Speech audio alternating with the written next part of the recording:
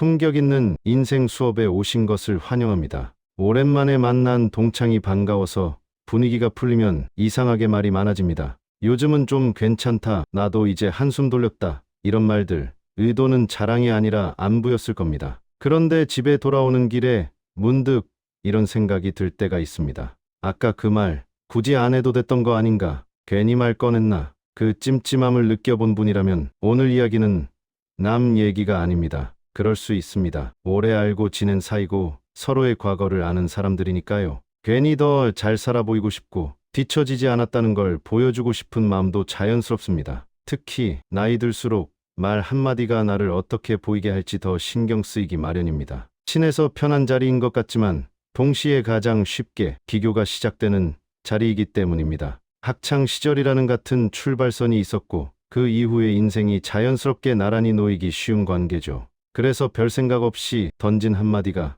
누군가에게는 비교가 되고 누군가에게는 평가가 됩니다. 말한 사람은 기억하지 못해도 들은 사람은 오래 기억합니다. 그런데 문제는 여기서 시작됩니다. 많은 분들이 이렇게 생각합니다. 괜히 자랑해서 미움받았나 보다. 그런데 문제의 핵심은 자랑 자체가 아닙니다. 자랑이 만들어내는 건 부러움이 아니라 관계의 공기를 바꿔버리는 비교의 시작입니다. 비교가 시작되면 그 다음은 순식간입니다. 말은 해석이 되고 해석은 평가가 되고 평가는 평판으로 굳어집니다. 이 과정은 생각보다 조용하게 하지만 아주 빠르게 진행됩니다. 같은 동창 모임에서도 늘 편안해 보이는 사람이 있습니다. 특별히 잘난 이야기를 하지도 않고 그렇다고 존재감이 없는 것도 아닙니다. 반대로 비슷한 상황인데도 만날수록 사람들이 피곤해하는 사람도 있죠. 차이는 능력이나 형편이 아니라 무엇을 말하고 무엇을 굳이 드러내지 않느냐에 있습니다. 이 차이가 쌓이면 어느 순간 모임의 위치가 완전히 달라집니다.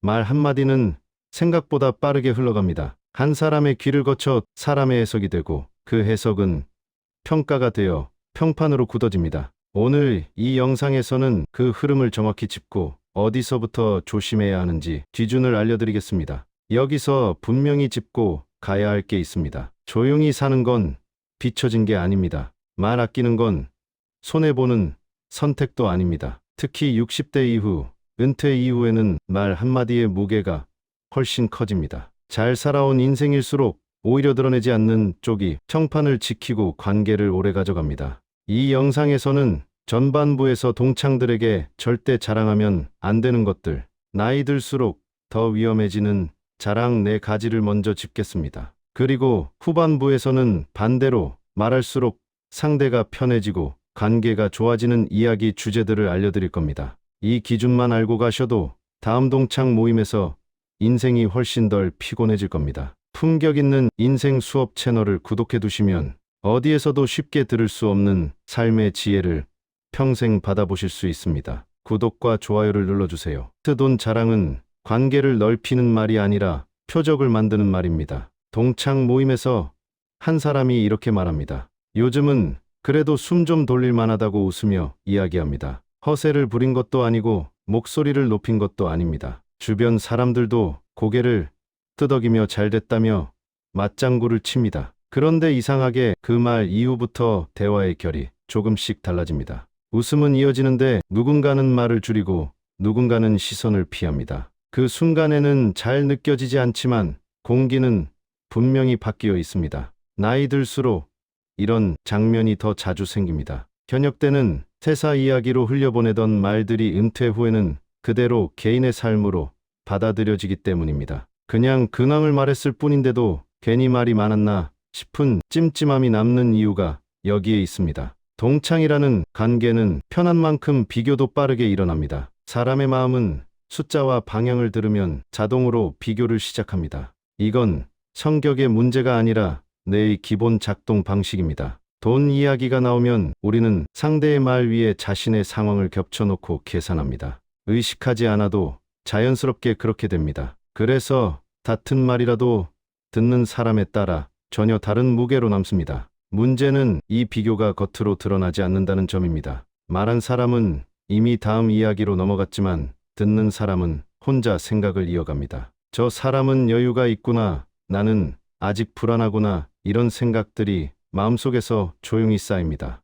이때부터 관계는 편안함보다는 에너지를 쓰는 쪽으로 방향을 틉니다. 돈 이야기가 특히 위험한 이유는 자존감과 바로 연결돼 있기 때문입니다. 자식이나 건강 문제처럼 민감한 주제도 많지만 돈은 그보다 더 직접적입니다. 같은 출발선에 섰던 동창 사이에서는 이 차이가 더 또렷하게 느껴집니다. 그래서 의도와 상관없이 상처를 남기기 쉬운 말이 됩니다. 누구나 가까운 사람에게는 더 쉽게 상처를 주는 말을 합니다. 친하니까 괜찮겠지라는 마음이 앞서기 때문입니다. 그래서 돈 이야기는 악의가 없어도 관계를 조금씩 멀어지게 만들 수 있습니다. 말한 쪽은 기억하지 못해도 들은 쪽은 오래 붙잡고 곱씹습니다. 하지만 이건 누군가의 인격 문제라기보다 구조의 문제입니다. 같은 상황에 놓이면 누구라도 비슷한 실수를 합니다. 이걸 이해하는 순간 스스로를 탓할 필요도 줄고 관계를 완전히 포기할 이유도 사라집니다. 관계는 배워가는 것이지 타고나는 것이 아닙니다. 돈 자랑의 본질은 부러움을 얻는 데 있지 않습니다. 그 말은 나도 모르는 사이에 기준이 되어버립니다. 기준이 되는 순간부터 사람들은 편해지지 않습니다. 존중과 질투가 뒤섞이고 거리는 자연스럽게 생깁니다. 이걸 알면 말의 방향을 바꾸게 됩니다. 그래서 동창 관계에서 지켜야 할 핵심 원리는 간단합니다. 결과를 말하지 말고 태도를 말하는 것입니다. 얼마를 벌었는지가 아니라 무리하지 않으려 한다는 정도면 충분합니다. 그러면 비교는 줄고 신뢰는 남습니다. 말을 아낀다고 해서 인생이 작아지는 것은 아닙니다. 오히려 드러내지 않아도 괜찮다는 태도가 여유를 만듭니다. 조용함은 부족함이 아니라 선택입니다. 이 선택을 할 수 있는 사람이 관계에서도 오래 편안합니다. 동창들 앞에서 돈 이야기를 하지 않는다는 것은 비밀을 숨기는 일이 아닙니다. 관계를 보호하는 일입니다. 이 작은 선택 하나가 모임을 덜 피곤하게 만들고 오래 볼 수 있는 사이로 남게 합니다. 자식 자랑은 사랑의 표현처럼 보이지만 관계를 조용히 흔듭니다. 동창 모임에서 누군가 자식 이야기를 꺼냅니다. 요즘 회사에서 인정받는 것 같다며 웃습니다. 주변은 박수를 치고 잘 됐다며 맞장구를 칩니다. 그 말이 끝났을 때 잠깐의 정적이 흐릅니다. 누군가는 컵을 내려놓고 누군가는 휴대폰을 만지작거립니다. 웃음은 이어지지만 대화의 속도는 눈에 띄게 느려집니다. 그 자리에서는 아무 일 없었던 것처럼 지나가지만 이 장면은 종종 마음에 오래 남습니다. 말 한마디가 공기의 결을 바꾸는 순간이 있기 때문입니다. 나이 들수록 이런 장면이 더 자주 생깁니다. 현역 때는 성과 이야기로 흘려보내던 말들이 은퇴 이후에는 삶의 무게로 받아들여지기 때문입니다. 잘 되면 기쁘고 말하고 싶은 마음이 커지는 것도 자연스럽습니다. 다만 듣는 사람의 마음 상태는 제각각입니다. 누군가는 같은 자리에 서 있고 누군가는 아직 그 자리에 도달하지 못했다고 느낍니다. 이 차이가 쌓일수록 말의 온도는 달라집니다. 사람은 자신이 가장 중요하게 여기는 영역에서 남의 이야기를 들을 때 감정이 크게 움직입니다. 자식은 부모의 자존감과 깊이 연결돼 있습니다. 그래서 남의 자식 이야기는 자동으로 내 상황과 겹쳐집니다. 비교하지 않으려 해도 마음이 먼저 반응합니다. 이 반응은 의지의 문제가 아니라 마음의 구조에 가깝습니다. 이 비교는 겉으로 잘 드러나지 않습니다. 축하도 하고 웃어주지만 속에서는 각자의 계산이 시작됩니다. 누군가는 아직 불안한 자식을 떠올리고 누군가는 연락이 줄어든 자식을 생각합니다. 이렇게 마음속에서 서로 다른 이야기가 동시에 펼쳐지면 대화는 가볍게 이어져도 관계의 긴장은 조금씩 높아집니다. 그래서 같은 장면이 모임마다 반복됩니다. 자식 이야기가 한 번으로 끝날 때는 문제가 되지 않습니다. 그러나 비슷한 이야기가 이어지면 상황은 달라집니다. 근황은 성취로 바뀌고 성취는 확인이 됩니다. 확인이 쌓이면 사람들은 자연스럽게 자신을 그 옆에 놓고 비교합니다. 이 과정은 조용하지만 확실합니다. 모임이 끝난 뒤에 괜히 마음이 무거워지는 이유도 여기에 있습니다. 이때 나타나는 작은 신호들이 있습니다. 질문이 줄고 대답이 짧아집니다. 예전처럼 웃어주던 사람이 고개만 끄덕입니다. 다음, 약속을 잡는 말이 나오지 않습니다. 큰 갈등은 없지만 다시 만나고 싶은 마음이 줄어듭니다. 관계가 멀어질 때는 언제나 이런 조용한 신호부터 시작됩니다. 쇼펜하우어는 사람의 고통이 남과 자신을 나란히 놓는 순간부터 시작된다고 보았습니다.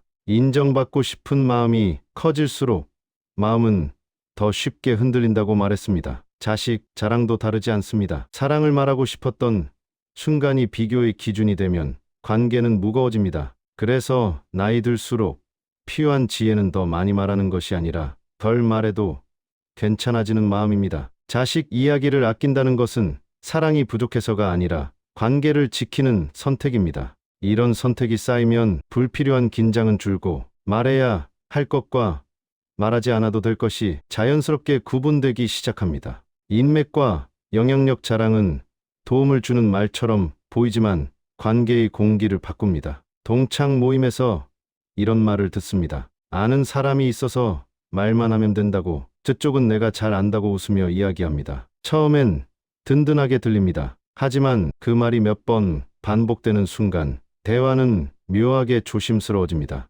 누군가는 질문을 삼키고 누군가는 웃음만 남깁니다. 도움의 이야기처럼 보였던 말이 왜 부담으로 남는지, 현역 때는 업무상 자연스러웠던 말들이 은퇴 이후에는 힘의 자랑처럼 들리기 쉽기 때문입니다. 본인은 편하게 한 말이지만 듣는 쪽에서는 그 말의 무게를 다르게 느낍니다. 이 차이가 관계를 바꾸는 출발점이 됩니다. 사람은 권력이나 영향력이 느껴지는 말 앞에서 두 가지 감정을 동시에 느낍니다. 하나는 기대이고 다른 하나는 경계입니다. 기대는 도움을 떠올리게 하고 경계는 비교와 거리 두기를 부릅니다. 이 반응은 자연스러운 마음의 작동입니다. 누군가가 가진 힘을 느끼는 순간 관계의 위치를 재정렬하려는 마음이 생기기 때문입니다. 이 재정렬은 대화의 방향을 바꿉니다. 예전처럼 편하게 농담을 던지지 못하고 말의 끝을 재게 됩니다. 부탁을 해야 할지 말아야 할지 고민하고 괜히 엮이면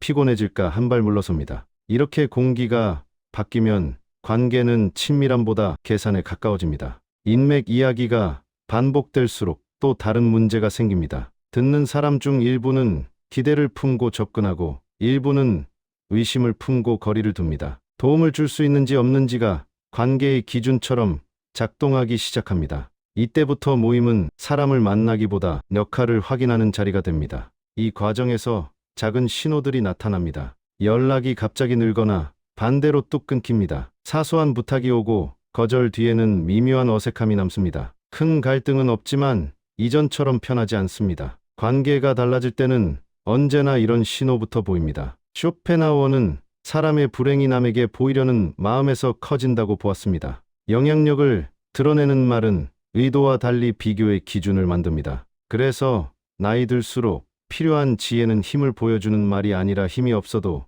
편안한 태도입니다. 인맥을 말하지 않는 선택은 능력이 없어서가 아니라 관계를 지키기 위해서입니다. 이 선택이 쌓이면 사람들은 기대나 의심 대신 편안함으로 다가옵니다. 그렇게 관계의 공기가 바뀌면 자연스럽게 말의 경계도 보이기 시작합니다. 건강과 병력 자랑은 안부처럼 시작되지만 관계의 거리를 바꿉니다. 어느 모임에서 이런 대화가 오갑니다. 요즘 어디가 아프냐는 질문에 한 사람이 웃으며 말합니다. 나는 약 하나도 안 먹는다. 검사도 늘 정상이다. 그 말이 나쁘진 않은데 그 순간 테이블 위 공기가 살짝 가라앉습니다. 누군가는 고개만 끄덕이고 누군가는 물을 한 모금 마십니다. 건강 이야기는 위로가 되기도 하지만 동시에 누군가의 마음을 조용히 건드리기도 합니다. 주변에 꼭 한 분은 계십니다. 이야기만 시작하면 건강이 자기 무대가 되는 사람입니다. 어디가 아팠는지, 수치는 얼마나 나왔는지, 어떤 병원이 최고인지까지 줄줄이 이어집니다. 듣는 사람은 걱정해주는 마음으로 시작했는데 어느 순간부터는 고개만 끄덕이며 빠져나갈 타이밍을 찾습니다. 그 사람을 미워해서가 아니라 그 얘기가 내 불안을 건드리기 때문입니다. 사람 마음은 위험 신호에 더 크게 반응합니다. 건강 얘기는 그 자체로 무섭고 예민한 주제입니다. 누군가의 멀쩡함을 들으면 안심이 되기보다 내 몸을 떠올리게 되고 누군가의 병력을 자세히 들으면 나도 모르게 긴장합니다. 그래서 건강 대화는 금방 피곤해질 수 있습니다. 그리고 건강 얘기가 길어질수록 모임의 목적이 바뀝니다. 원래는 반가워서 만났는데 어느 순간부터는 누가 더 잘 관리했는지, 누가 더 오래 버틸 수 있는지 다툰 분위기가 생깁니다. 이런 장면이 한 번으로 끝나면 괜찮지만 모임마다 반복되면 사람들은 자연스럽게 그 자리를 피하게 됩니다. 특히 말투가 문제를 키울 때가 많습니다. 나는 관리해서 괜찮다. 나는 아직 젊다. 그런 건 별거 아니다. 같은 말은 말하는 사람은 가볍게 했어도 듣는 사람에게는 비교처럼 들릴 수 있습니다. 건강은 노력만으로 해결되지 않는 부분이 있어서 더 그렇습니다. 그래서 같은 내용이라도 말투가 부드럽지 않으면 부담이 됩니다. 이럴 땐 기준이 필요합니다. 건강 얘기를 끊으라는 뜻이 아니라 서로 편해지는 방식으로 바꾸자는 뜻입니다. 예를 들어 검사 결과를 길게 늘어놓기보다 요즘은 좀 나아졌어 정도로 짧게 말하고 바로 상대에게 안부를 돌리는 겁니다. 또는 병원 추천을 하고 싶다면 먼저 묻는 방식이 좋습니다. 필요하면 내가 아는 곳 알려줄까? 이렇게 하면 상대가 선택할 수 있어 부담이 줄어듭니다. 솔직히 말해 건강 얘기는 누군가에게 상처가 될 수 있습니다. 가까운 사이일수록 더 그렇습니다. 웃으며 던진 한마디가 상대의 불안한 밤을 다시 깨울 수도 있습니다. 그래서 건강을 자랑처럼 말하는 순간 관계는 조용히 멀어질 수 있습니다. 하지만 이건 누가 나쁘다는 얘기가 아닙니다. 누구나 아프고 누구나 두렵고 누구나 괜찮아 보이고 싶은 날이 있습니다. 그 마음을 이해하면 말투를 조금만 바꿔도 관계는 다시 편해질 수 있습니다. 쇼펜하우어는 사람이 남과 자신을 나란히 놓는 순간 마음이 흔들린다고 봤습니다. 건강도 똑같습니다. 누군가의 멀쩡함이 기준이 되면 마음은 더 불안해집니다. 그래서 나이 들수록 필요한 지혜는 잘 버틴다는 말을 늘리는 게 아니라 서로가 편해지는 거리를 지키는 것입니다. 건강 얘기를 아끼는 건 숨기는 게 아니라 배려이고 그 배려가 쌓이면 모임은 다시 따뜻한 자리로 돌아옵니다. 말을 아끼는 사람보다 오래 남는 사람은 말을 잘 고르는 사람입니다. 말을 많이 하지 않아도 이상하게 편한 사람이 있습니다. 같이 있으면 어색하지 않고 헤어진 뒤에도 기분이 가볍습니다. 반대로 특별히 나쁜 말은 하지 않았는데 만나고 나면 괜히 피곤해지는 사람도 있습니다. 이 차이는 성격이 아니라 어떤 이야기를 꺼내느냐에서 갈립니다. 생각해보면 우리도 비슷한 순간이 있습니다. 무슨 말을 했는지는 잘 기억나지 않는데 왜인지 그 자리는 편했고 다시 만나고 싶었습니다. 반대로 집에 돌아와서 괜히 그 얘기를 했나 싶은 날도 있습니다. 이 차이를 알게 되면 사람 만나는 일이 훨씬 편해집니다. 사람은 대화 속에서 정보를 얻기보다 감정을 먼저 느낍니다. 무슨 말을 했느냐보다 그 말이 나를 어떻게 느끼게 했는지가 더 오래 남습니다. 그래서 관계가 좋아지는 말에는 공통점이 있습니다. 상대를 평가하지 않고 비교하지 않으며 선택권을 남겨둡니다. 특히 시니어 관계에서는 이 차이가 더 분명해집니다. 이미 각자의 삶이 단단히 굳어있기 때문에 조언이나 판단은 쉽게 부담이 됩니다. 반면 경험을 나누되 정답처럼 말하지 않으면 대화는 부드럽게 이어집니다. 그래서 요즘은 이렇게 살더라,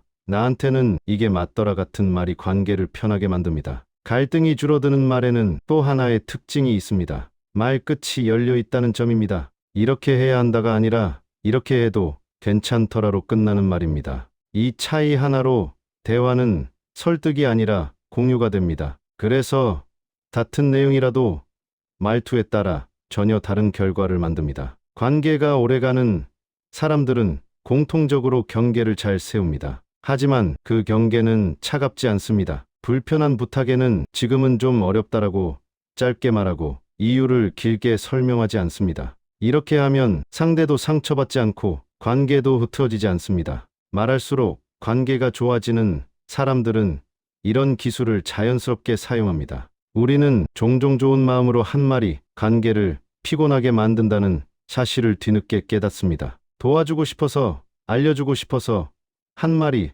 상대에게는 부담이 될 수 있습니다. 가까울수록 이런 실수는 더 잦습니다. 하지만 이런 경험이 있다는 건 이미 관계를 소중히 여긴다는 뜻이기도 합니다. 아무 생각 없는 사람은 돌아보지 않습니다. 말이 마음에 걸렸다는 것 자체가 관계를 지킬 수 있는 힘입니다. 쇼펜하우어는 사람이 편안함을 느끼는 순간을 이렇게 보았습니다. 나를 증명하지 않아도 되는 관계, 설명하지 않아도 되는 사이에서 마음은 가장 조용해진다고 말입니다. 말할수록 좋아지는 관계란 결국 잘 말하는 관계가 아니라 말하지 않아도 괜찮은 여지를 남겨주는 관계입니다. 이 기준을 알게 되면 무고하는 말을 줄이고 누구와 하는 말을 나눠야 할지도 자연스럽게 보이기 시작합니다. 말할수록 관계가 좋아지는 말은 이런 말입니다. 말을 잘하라는 건 멋있게 말하라는 뜻이 아닙니다. 관계를 편하게 만드는 말에는 분명한 공통점이 있습니다. 다음 모임에서 이 기준만 떠올리셔도 충분합니다. 첫째, 결과 대신 상태만 말하는 말입니다.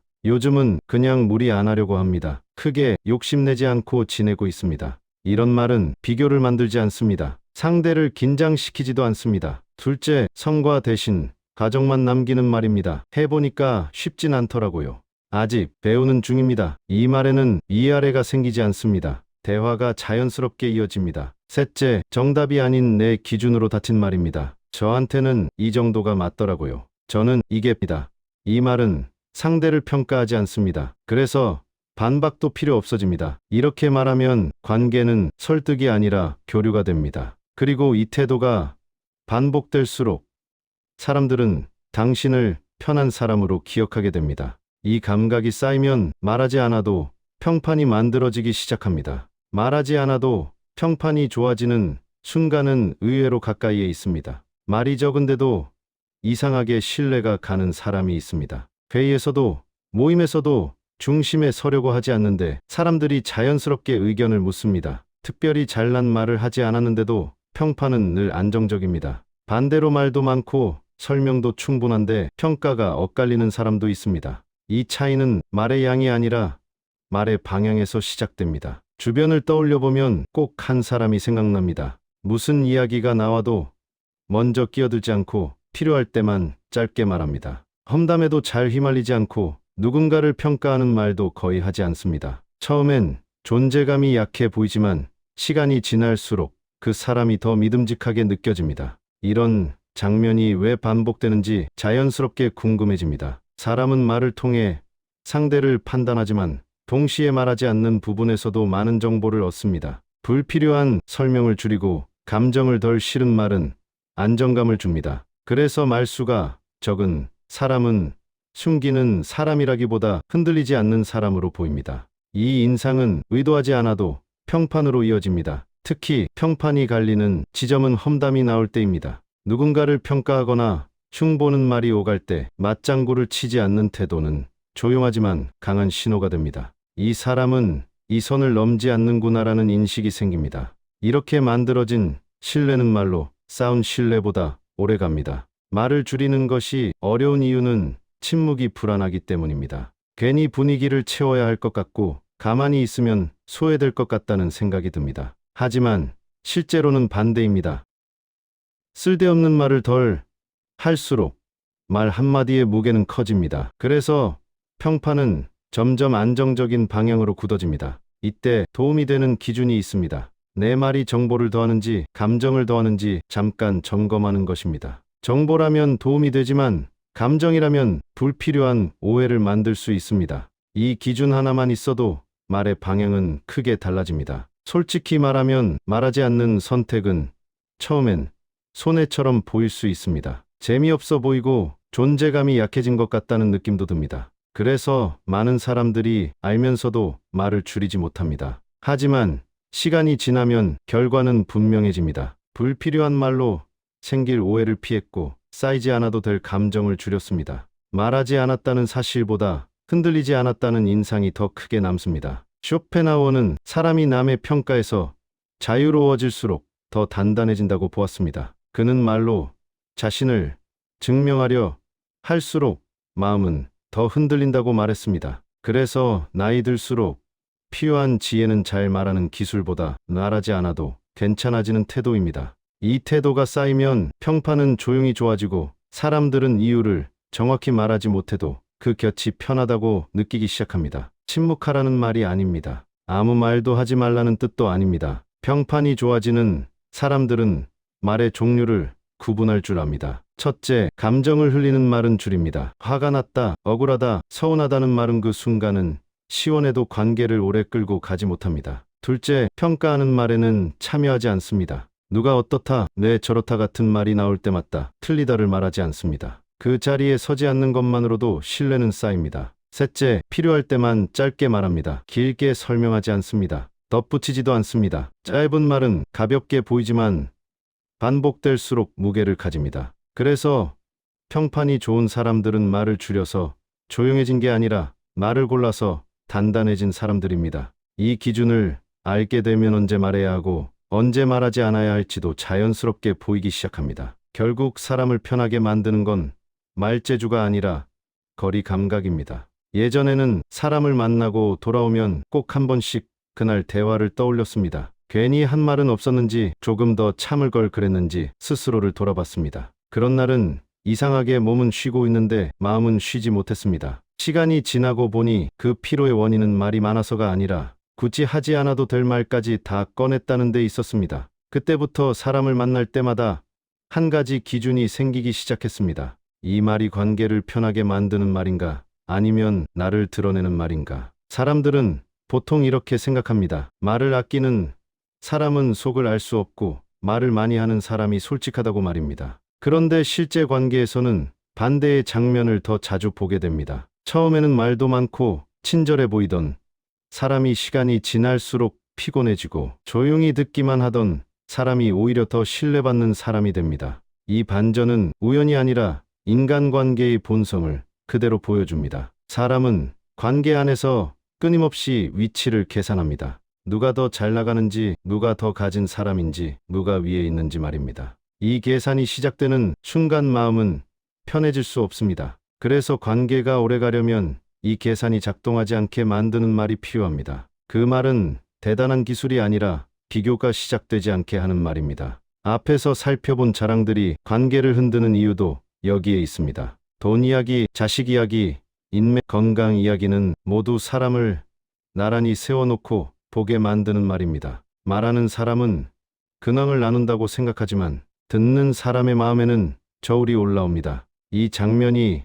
반복되면 관계는 점점 조심스러워집니다. 그래서 평판이 좋은 사람들의 대화를 자세히 들어보면 공통점이 있습니다. 결과를 말하지 않고 상태만 말합니다. 정답을 주지 않고 경험만 나눕니다. 이렇게 하면 상대는 비교하지 않고 방어하지도 않습니다. 말이 관계를 정리하는 도구가 아니라 이어주는 역할을 하게 됩니다. 또 하나 중요한 점은 거리 조절입니다. 모든 이야기를 다 나눠야 가까워지는 건 아닙니다. 오히려 적당한 거리를 지킬 줄 아는 사람이 오래 편합니다. 불필요한 감정까지 공유하지 않고 굳이 평가에 끼어들지 않는 태도는 조용하지만 분명한 신호가 됩니다. 이 사람은 선을 지킬 줄 아는 사람이구나 하는 인식이 생깁니다. 쇼펜하우어는 사람의 고통이 남의 시선을 의식하는 데서 커진다고 보았습니다. 인정받고 싶은 마음이 커질수록 말은 많아지고 말이 많아질수록 관계는 흔들린다고 보았습니다. 그래서 그가 말한 지혜는 단순합니다. 더 잘 보이려 애쓰지 말고 덜 흔들리는 쪽을 선택하라는 것입니다. 말을 줄인다는 건 침묵이 아니라 선택입니다. 관계를 편하게 만드는 쪽으로 거리를 조절하는 선택입니다. 이 기준을 가지게 되면 누구 앞에서 무엇을 말해야 하는지도 자연스럽게 보이기 시작합니다. 우리가 인간관계에서 지쳤던 이유는 말을 못해서가 아니었습니다. 오히려 너무 잘하려고 애썼기 때문입니다. 분위기를 살리려고, 어색하지 않으려고, 좋은 사람으로 보이려고 한 말들이 쌓이면서 관계는 점점 무거워졌습니다. 그 말들이 틀려서가 아니라 꼭 하지 않아도 될 말까지 책임지듯 꺼냈기 때문입니다. 이제 와서 돌아보면 관계가 편했던 순간은 말을 잘했을 때가 아니라 말하지 않아도 괜찮았던 순간이었습니다. 굳이 설명하지 않아도 이해받았고 드러내지 않아도 불안하지 않았던 때 말입니다. 우리는 늘 더 잘 말하려고만 되었지 덜 말해도 괜찮아지는 법은 배우지 못했습니다. 그래서 관계가 어려웠던 겁니다. 이제 기준을 하나만 남겨두면 충분합니다. 이 말이 나를 증명하려는 말인지 아니면 관계를 지키는 말인지만 스스로에게 물어보는 겁니다. 그 질문 하나만으로도 많은 말이 자연스럽게 걸러집니다. 말이 줄어든다고 관계가 멀어지는 건 아닙니다. 오히려 그때부터 관계는 숨을 쉬기 시작합니다. 쇼펜하우어는 사람이 남의 시선에서 벗어날수록 마음이 자유로워진다고 보았습니다. 그는 조용해지는 삶이 패배가 아니라 해방이라고 말했습니다. 인간관계에서도 마찬가지입니다. 덜 드러내고 덜 설명하고 덜 애쓰는 선택이 오히려 나를 지켜줍니다. 모든 말을 줄일 필요는 없습니다. 다만 오늘부터는 한 가지만 실천해도 충분합니다. 말해야 할 때보다 말하지 않아도 괜찮은 순간을 하나만 더 선택해보는 겁니다. 그 선택이 쌓이면 관계는 훨씬 가벼워지고 마음은 예전보다 단단해집니다. 지금까지 애써온 관계가 잘못된 게 아니라 이제는 조금 덜 애써도 될 때가 된 것뿐입니다. 구독과 좋아요를 눌러주시면 앞으로도 사람의 본성과 인간관계에 대한 다양한 지혜를 전달해드리겠습니다. 오늘도 더욱 품격 있는 인생의 한 걸음 다가가신 시청자 여러분 축하드립니다. 품격 있는 인생 수업에서는 인생에 도움되는 진짜 지혜로 또 돌아오겠습니다. 시청해주셔서 감사합니다.